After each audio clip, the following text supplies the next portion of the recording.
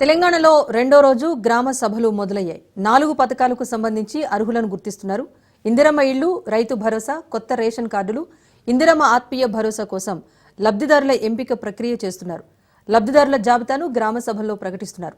అర్హత ఉన్నా పేర్లు లేకపోతే మళ్లీ దరఖాస్తులను స్వీకరిస్తున్నారు. ఈ నెల 25న రాష్ట్ర ప్రభుత్వానికి నివేదిక ఇవ్వనున్నారు.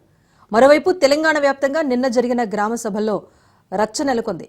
అనేక చోట్ల స్థానికులు అడ్డుకున్నారు. పథకాలకు అనర్హులను ఎంపిక చేశారంటూ ఆగ్రహం వ్యక్తం చేశారు. ప్రభుత్వం ప్రతిష్టాత్మకంగా చేపట్టిన గ్రామ సభల నిర్వహణలో రసాభస నెలకొంది. అనేక చోట్ల ప్రజలు అధికారులపైన, స్థానిక కాంగ్రెస్ నాయకులపైన తిరగబడ్డారు. ఇందిరమ్మ ఇళ్లు, రైతు భరోసా, కొత్త రేషన్ కార్డులు, ఇందిరమ్మ ఆత్మీయ భరోసా కోసం లబ్ధిదారుల ఎంపికలో రాష్ట్ర ప్రభుత్వం గ్రామ సభలను నిర్వహించి ఎంపిక చేపడుతోంది.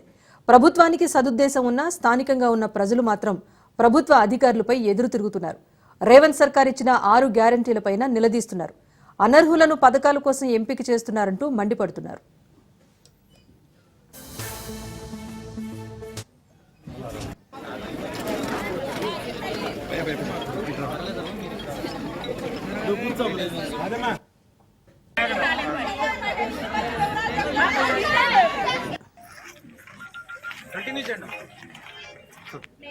గంటి నరేష్, పప్పుల రేష్మ, రోషమ్మ.